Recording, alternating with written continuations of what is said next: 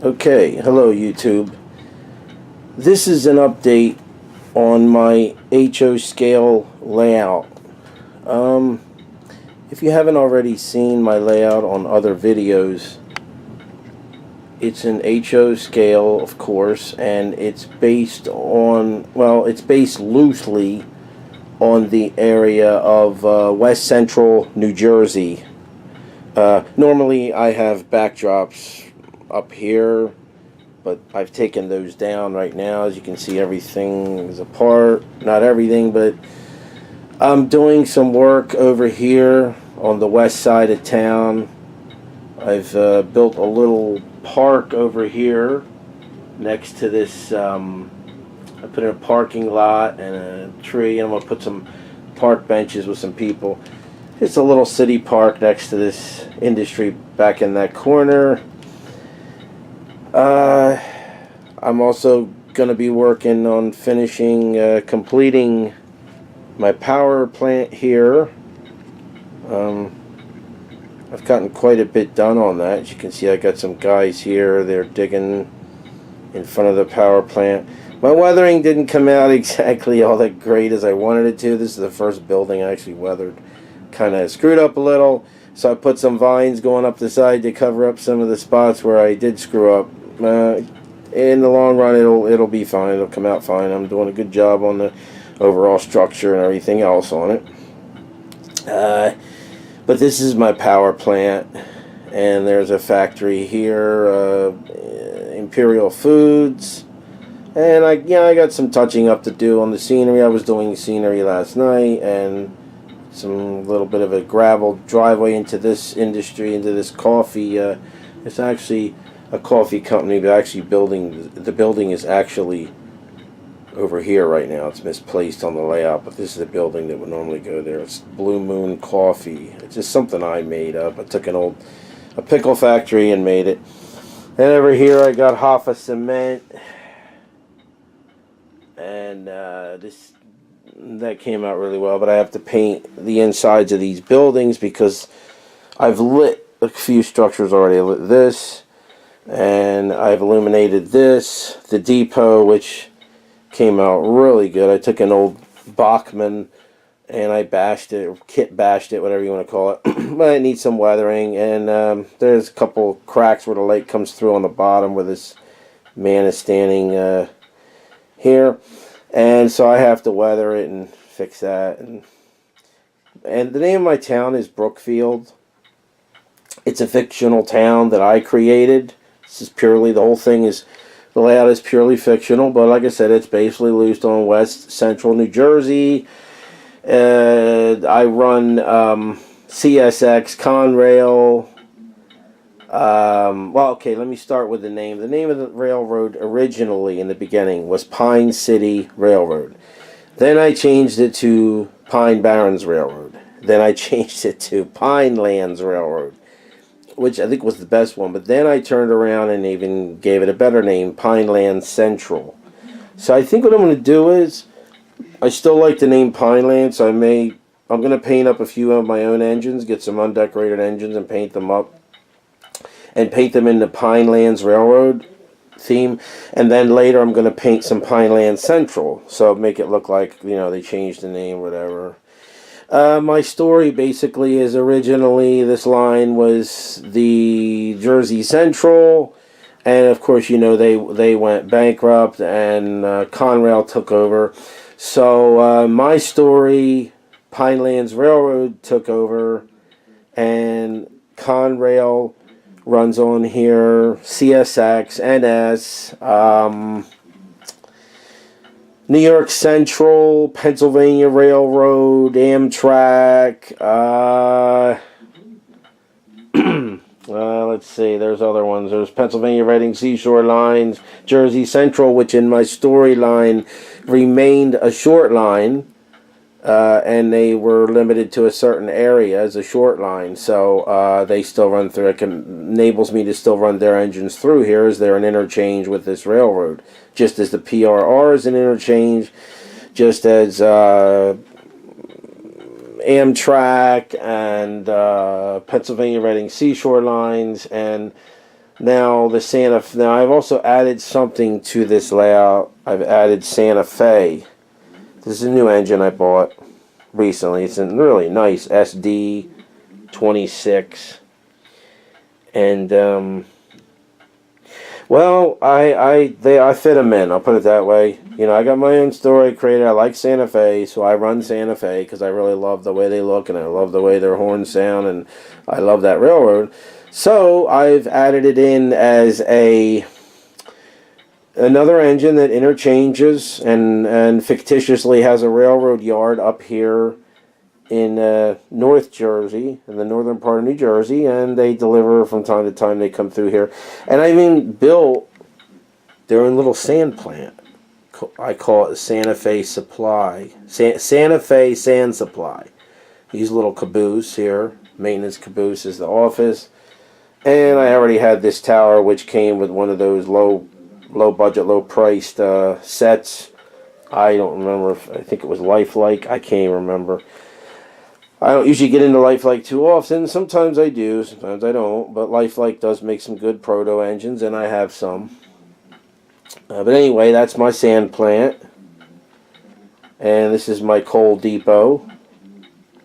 Blue coal. And like I said, I have to paint the insides of all these buildings. I haven't even lit all these buildings. Here's an in-town section here. I did the sidewalks. I'm probably going to go over top of that grass because that's from an original grass mat that I put down. The reason I used the bigger grass, thicker grass, or I was originally going to do G-scale early on, and I changed that.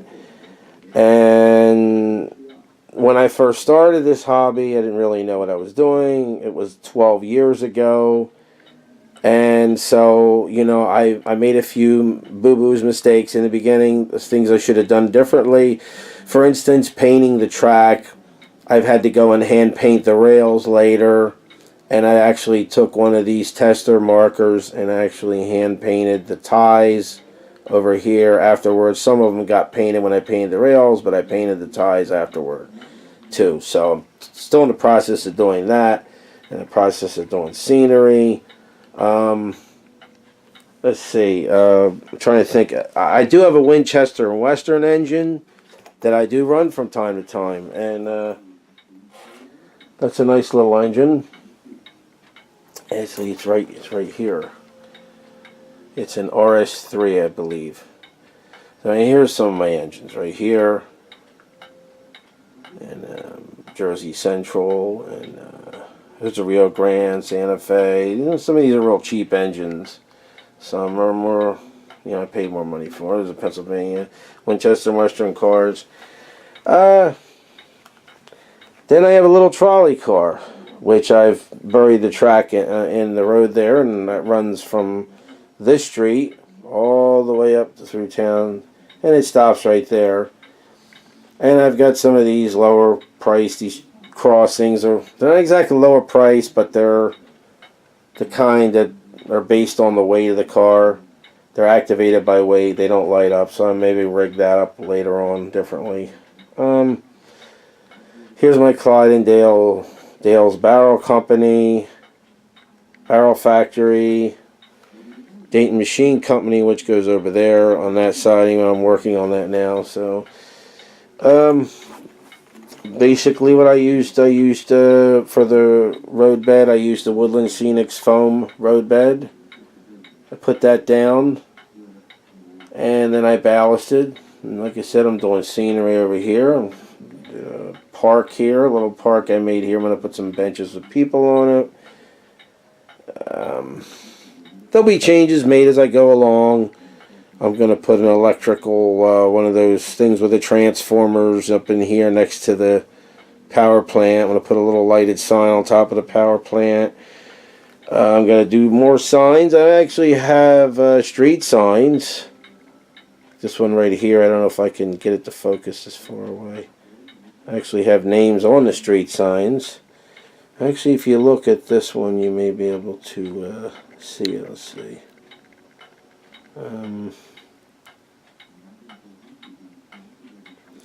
Let's see.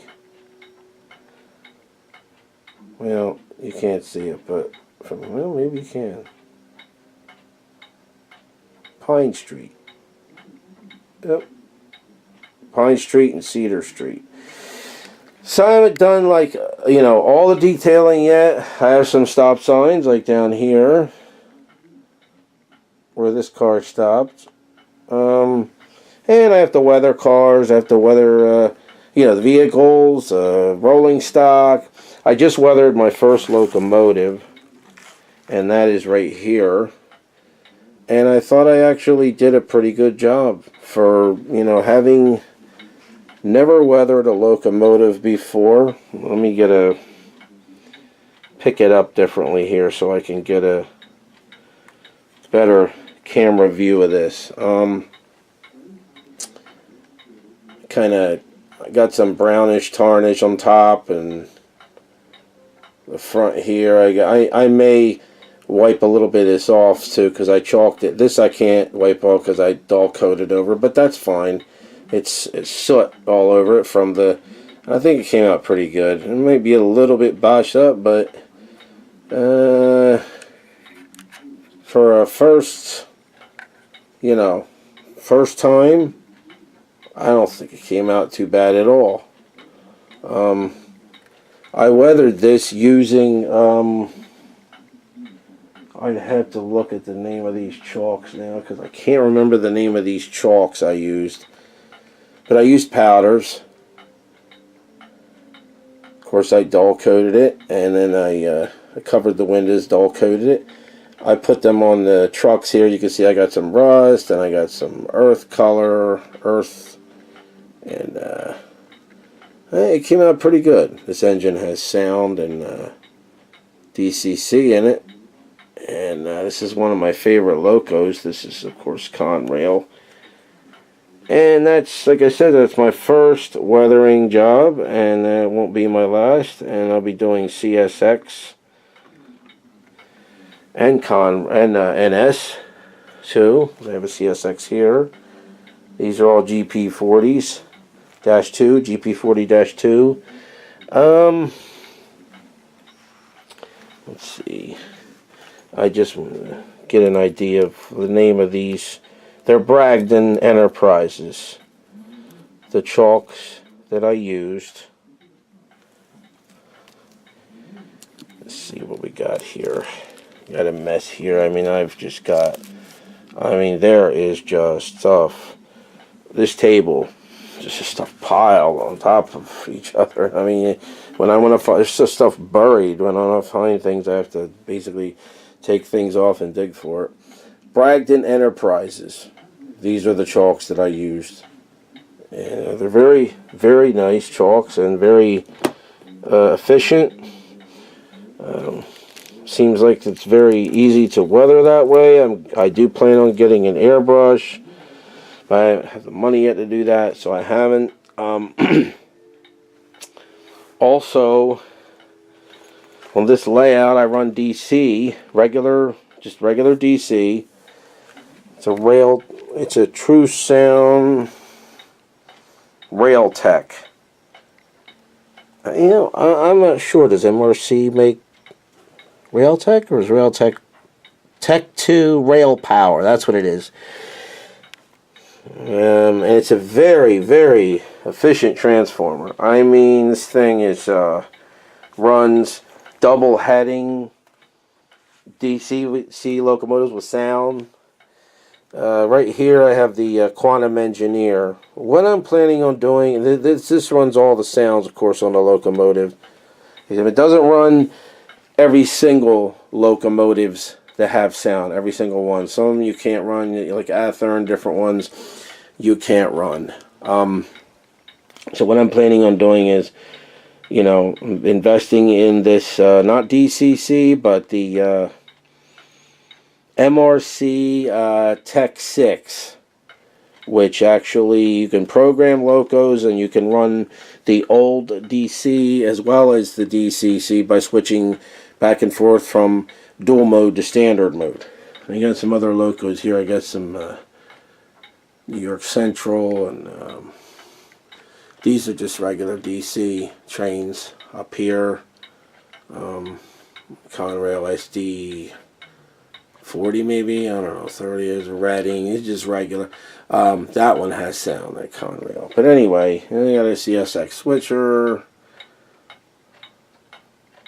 And there's my train clock, which is not lit at this point. And Pennsylvania Reading Seashore lines. I got two without sound and one with sound. Winchester and Western cars, which I'm planning on weathering.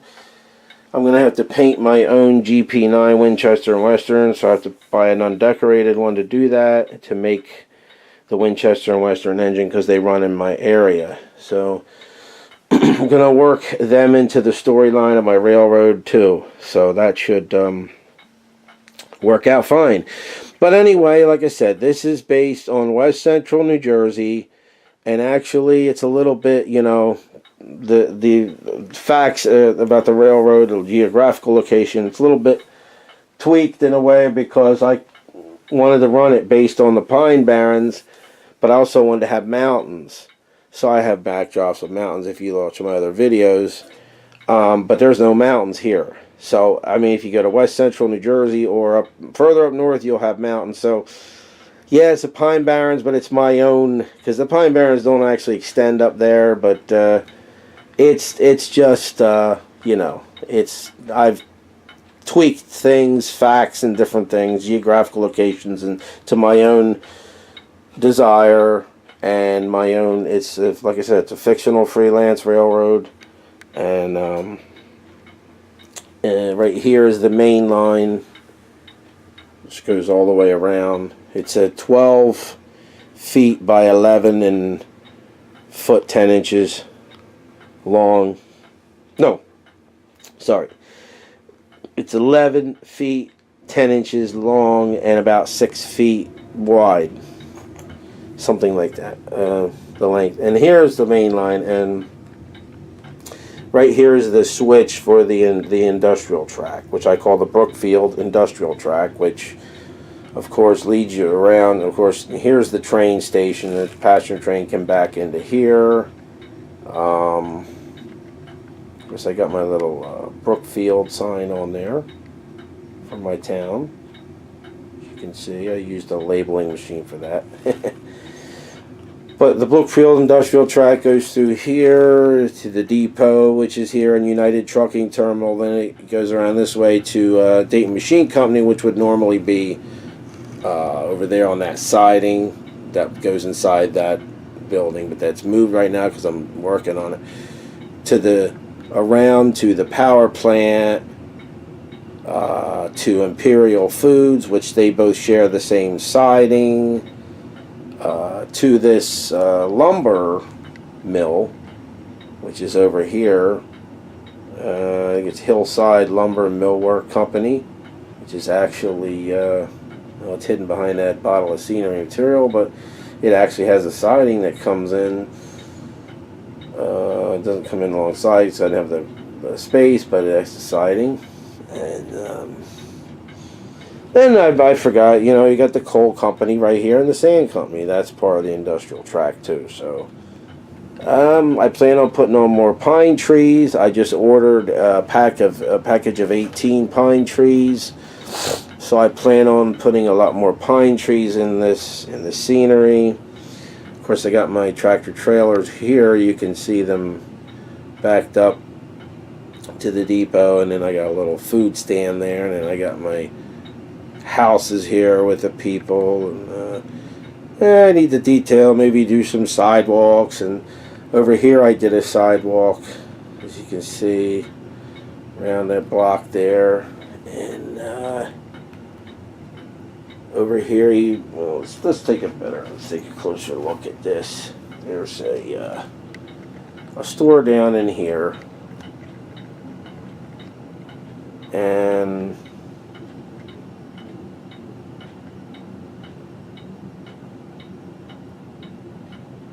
nice little place. A couple stores in that building, and over there's a parking lot right behind those stores. There's a city parking lot, as you can see. And then over there, there's a car parked behind. There's stuff over there where there's a car parked behind the building. It's a lot of interesting details in it. But I'm just going to continue adding more. See if I can actually go around here, and we'll get a better view of the other side.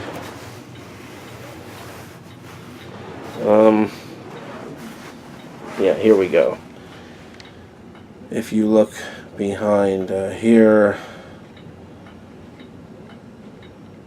you'll see I got 2 cars parked there, and over here I got the city parking lot here, and the gas station, of course, down there, Texaco gas station, which I gotta change my sign on my gas. It's 53 cents. So we're going back to what, 60s prices here. I even got my own tower with the city's name on it. Up in here I've been doing detailing on the track.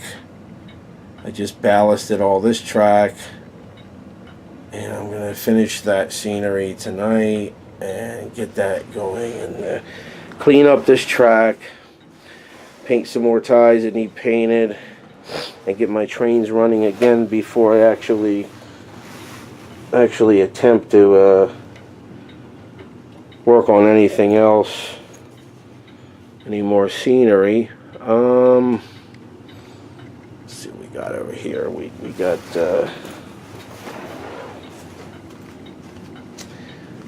oh, you got over here behind this house. There's a lawnmower here, man mowing the grass and guy painting the house. I use older vehicles sometimes, ancient looking vehicles, and hey, I just say, well, they restored it. They restored an old vehicle because they like it and they want to restore it. I mean, there's classic cars that have been restored. I mean, I understand the eras, you know, of the, you're supposed to stick with the era of the layout as far as your vehicles and your trees. I mean your vehicles and your rolling stock and your trains, but I mean, there's no rules set in etched in stone like that. I mean, you can always create a story. I run steam through here. I run modern diesel, but I also run steam. And I say, well, it's an excursion train. Well, it's an old train they restored, and they're using it to pull freight occasionally because they are doing that today. NS is doing that, and other railroads are doing that. There's my Blue Moon Coffee delivery truck that I made, and my police station back here. That's actually a little Bachman building because I had a hard time finding a police station that would fit in there. Here's my fire department. I didn't put the name on it yet. This is actually a Matchbox fire engine I bought, and I don't know if it really fits in the scale, but it doesn't look bad. I glued a man in. I might leave it there until I think it starts to look out of place, but it doesn't look bad, and it kind of fits in there actually. And here's my street, my adjacent street to the main street, which the main street is Grand Avenue. Grand Avenue, that is. Here's a Chinese laundry and a barber shop.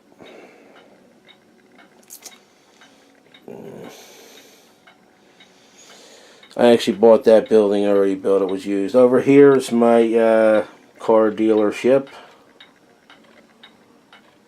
Sludger Motors. I don't know how you say that, but I also have to paint some white lines on these parking lots, some parking lines. This train, whistle stop train station will probably be moved. I'm going to build as soon as I build my cab company building. And I have some other details I'm going to add to it, and I guess that's about it for now. So I'm just going to get to work on the